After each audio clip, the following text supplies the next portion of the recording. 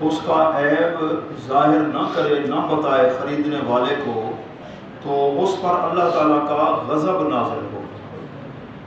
یعنی جانور بیچ رہے ہیں، اس کے اندر کوئی کمی خامی ہے، عیب ہے، تو مشتری کو، خریدار کو بتا دو۔ کوئی چیز بیچ رہے ہو، سیل کر رہے ہو، جو اس کی حقیقت ہے بتا دو۔ اب مسلمانوں کا حال جو ہو گیا، جو خوبیاں نہیں ہوتی، جھوٹی باتیں ایسے ملا کے وہ خوبیاں بھی اس میں بیان کر رہے ہوتے ہیں، اور ایسے کئی دنوں کے لیے گائے ہے، بھینس ہے، اس کے تھنوں کے اندر دودھ کو جمع کر لینا تاکہ خریدنے والا سمجھے کہ یہ گائے ہے، بھینس ہے، بہت دودھ دیتی ہے، وہ لے کر جائے، پہلے دن تو دودھ زیادہ ہو، پھر اسی طرح وہ اپنی اصل پوزیشن پر آ جائے، تو یہ دھوکہ۔ تو اللہ تعالیٰ کے محبوب نے فرمایا خدا کا قہر اس پہ نازل ہوگا اور فرشتے اس پر لعنت بھیجتے رہیں گے۔ یہ مسلمان ہو کر بڑا لعنتی ہے، مسلمان کے ساتھ فراڈ کر رہا ہے، دھوکہ کر رہا ہے۔ تو دھوکہ کرنے میں کیا ہوگا؟ 100 کمایا 150 بجایا، دوسری طرف نقصان ضرور ہوگا، پھر مرنے کے بعد الگ سزا ہوگی۔ تو کسی مسلمان کے ساتھ دھوکہ نہیں کرنا۔ حضور صلی اللہ علیہ وسلم نے جو اپنے غلامی کی تربیت فرمائی، اگر وہ کم قیمت اس نے بتائی ہے، گھوڑے کا ایک مالک تھا، 500 درہم یا دینار قیمت طے ہو گئی تھی۔ جب صحابی رسول جو خریدنے والے تھے حضرت عبداللہ انہوں نے دیکھا، فرمانے لگے کہ میں تجھے 500 کی بجائے 600 دے دیتا ہوں، حالانکہ اس نے 500 پہ رضامندی کا اظہار کر دیا تھا۔ تو آپ نے جب پیسے دیے تو 800 درہم دے دیے، 800 درہم۔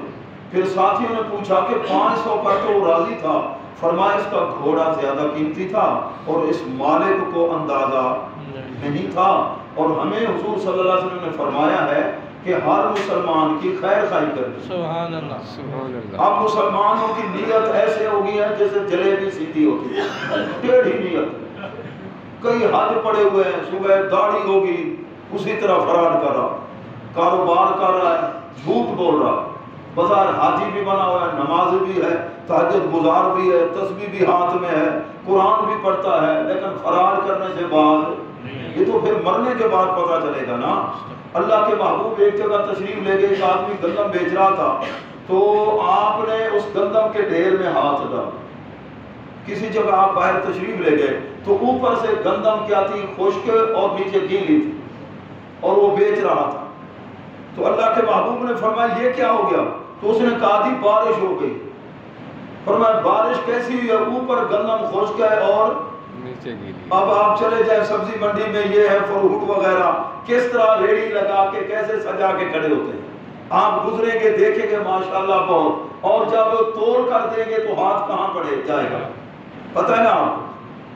تو نیتیں درست نہیں ہے، بظاہر زیادہ دال ڈال دیں گے، پھر وہ اچھی جو ہے نا اچھی چیز وہ نکال کے باہر رکھ دیں گے، اور خود کیا دیں گے؟ ناقص۔ خریدنے والا جا کر گھر میں دیکھے گا تو اس میں برکت کیا ہوگی؟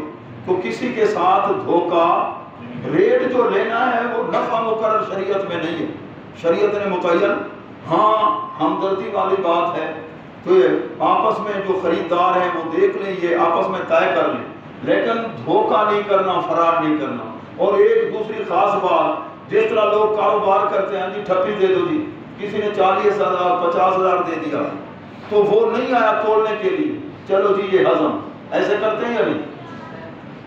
یہ خلاف شرع، یہ اس کا حق ہے، اگر وہ نہیں آیا، اس نے خلاف وعدے کے خلاف ورزی کی ہے، اس کو گناہ لکھا جائے گا، لیکن اس کا بدلہ یہ نہیں ہے کہ آپ اس کا 10,000 اپنے پاس رکھ لیں۔